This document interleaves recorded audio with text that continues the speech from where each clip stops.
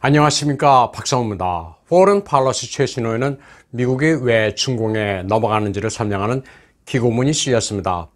2013년 중국 공산당 총석이었던 시진핑이 국가주석 자리까지 차지하려 준비하고 있을 때 미국은 그가 누군지 그리고 뭘 의도했는지를 전혀 몰랐다는 겁니다.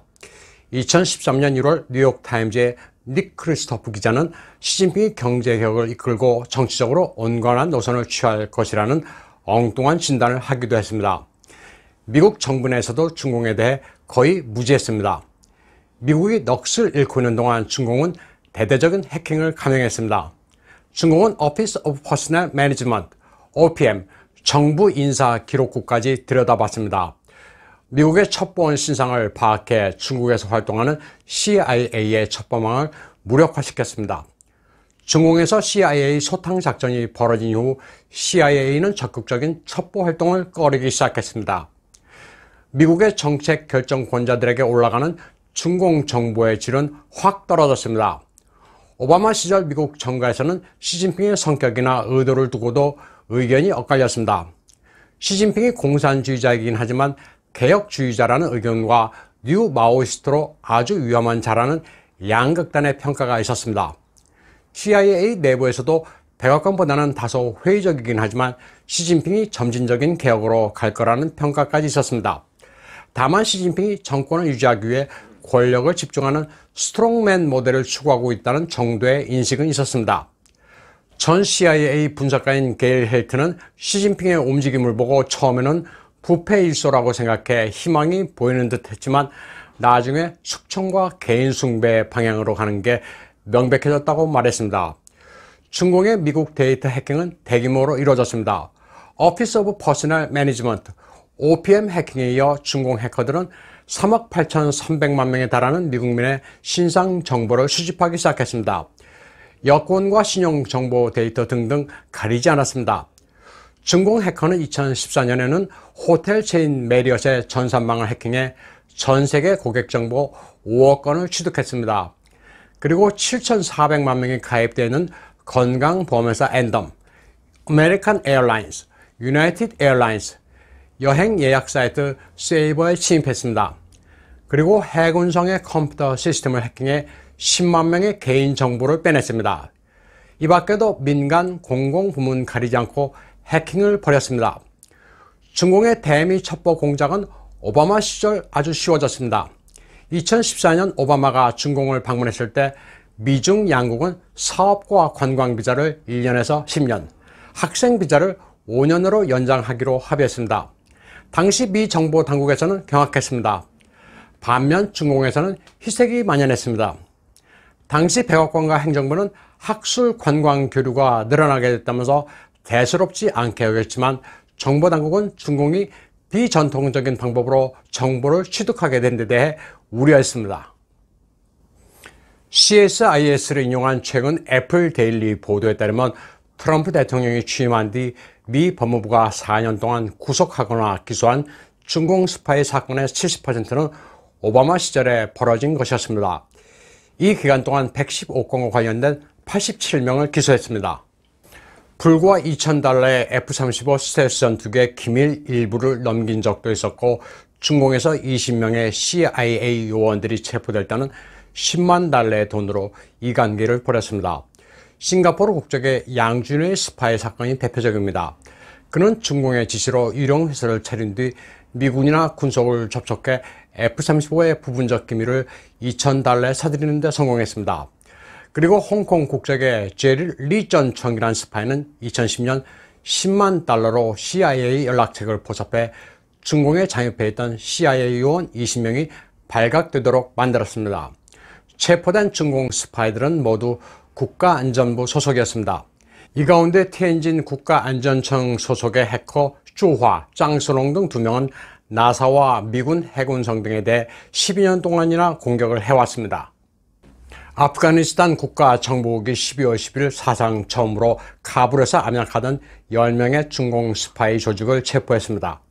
중공 스파이 조직은 간첩 행위와 테러 조직 운영 혐의로 검거되는데 베이징은 크게 당혹해하고 있습니다. 아슈라프 가니의 아프간 정부의 이 사건을 언급하지 말아달라고 간청하는 동시에 관영 매체들도 일제히 침묵을 지키고 있습니다. 미군이 아프간 주둔 병력을 철수한 틈을 타 영향력을 확장하려는 중공으로서는 큰 충격입니다. 아프간의 아슈라프 가니 대통령은 이 사건에 대해 브리핑을 한 뒤 아프간 정보국 출신인 암룰라 살레 부통령에게 수사를 감독하라고 지시했습니다. 암룰라 살레 부통령은 아프간 주재 중공대사 왕위와 만나 중공이 국제규범을 어겼음을 시인하고 정식으로 사과하면 스파이들을 풀어줄 수도 있다고 밝혔습니다. 사과하지 않으면 스파이들을 형사재판에 넘길 것이라고 말했습니다. 아프간 국가정보국은 이들 스파이 소굴을 조탕하면서 무기와 탄약, 환각제로 쓰이는 동물마취제, 케타민 파우더 등을 압수했습니다. 중공 간첩들은 아프간에서 알카에다, 탈레반, 위구르인 무장 조직에 대한 정보를 수집하고 있었던 것으로 드러났습니다. 간첩들 가운데는 음식점을 운영하는 중국인 여성도 포함되어 있었습니다. 이들은 중공의 맹우인 파키스탄과도 연계된 것으로 의심받고 있습니다. 검거된 중공 스파이들은 가짜 위구르 무장 독립조직을 만들려 했다고 아프간 정보 당국은 전하고 있습니다. 위구르 독립 무장단체 에팀, 동투르키스탄 이슬람 운동은 아프간에서도 활발하게 활동하고 있습니다. 신장 위구르인들이 중공의 탄압을 피해 도주하는 곳이 아프간입니다. 중공 스파이들은 가짜 에팀 조직을 만들어 이들을 함정에 몰아넣는 공작을 기도한 것으로 알려지고 있습니다. 에팀의 수장인 하산 마숨은 2003년 파키스탄군에 의해 사살됐습니다. 위구르인들이 독립하기 위해서는 에팀의 힘이 절대적입니다. 유엔 안보리는 에팀을 테러 단체로 규정하고 있지만 미국은 2019년에 테러 조직으로 보지 않는다는 입장을 밝혔습니다. 중공과 파키스탄이 아프간을 무대로 활동하고 있는 에팀을 괴멸시키기 위해 안간힘을 쓰고 있는 가운데 미국과 아프간이 위구르 독립을 추구하는 에팀 편에 서고 있습니다. 트럼프 대통령이 탈레반과 휴전협정을 맺고 아프간 주둔 미군을 철수한 데는 중공을 겨냥한 신모 원료가 있었던 겁니다. 중공의 스파이 행위가 느는 것처럼 중국인들의 이민도 계속되고 있습니다. 트럼프 대통령이 중국 공산당원의 미국 입국을 금지하고 미국 내 학교에 삼투한 중공의 영향력을 뿌리 뽑기 시작하면서 주춤하기는 합니다. 하지만 전체적으로 보면 중국인들의 이민 규모는 대단합니다. 글로벌리제이션 싱크탱크와 중공 서남 재경대학이 연구해 중국 사회 과학 문헌 출판사가 낸 2020 중국 국제 이민 보고에 따르면 1073만 명의 중국인이 해외 이민을 선택했습니다. 중국인들이 가장 선호하는 이민 지역은 미국이 압도적인 1위입니다. 289만 명이 미국으로 이주했습니다. 2015년에 267만 명에서 꾸준히 증가하고 있음을 알 수 있습니다. 캘리포니아, 샌프란시스코 등 미 서부가 중국인들에게 장악된 것도 무리가 아닙니다. 자본주의 미국은 인민의 적이라면서 중국인들이 가장 기를 쓰고 향하는 곳이 미국입니다. 원정 출산을 비롯해 학생들도 미국이 최선호지입니다. 2019년 미국 대학의 외국 유학생 가운데 3분의 1이 중국인입니다. 무려 33만 명이나 됩니다. 2위는 일본으로 78만 명이 이주했고 3위는 캐나다로 69만 명입니다. 4위는 호주로 64만 명입니다. 캐나다의 밴쿠버나 호주의 시드니나 중국인 천지입니다. 5위는 한국입니다. 2015년 60만 명에서 2019년에는 62만 명으로 늘었습니다. 엄청난 숫자입니다. 특이할 만한 점은 중국인들이 홍콩도 선호한다는 것입니다. 2019년까지 누적 이민자 수는 227만 명에 달합니다. 반송중 법안에 대한 대규모 항의 시위에도 불구하고 중공이 국가안전법을 밀어붙여 홍콩을 고사시키고 있는 데는 홍콩 점령이 사실상 완료됐다는 자신감도 한몫을 하고 있습니다. 홍콩 인구가 700여만 명인데 이 가운데 227만 명이면 엄청난 숫자입니다. 이 정도 숫자면 친중파의 위력도 만만치 않습니다. 본토에서 유입된 중국인들은 홍콩의 반공자유화 운동 세력에 대해 물리력을 행사하기도 했습니다. 중국인들이 오래전부터 홍콩에 몰려들면서 부동산 가격이 크게 올랐고 의료 상황도 아주 열악해졌습니다.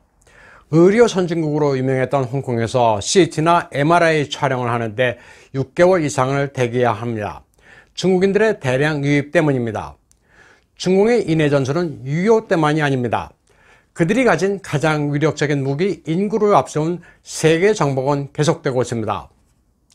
오늘 방송은 여기까지 하겠습니다. 시청해주신 여러분 감사합니다.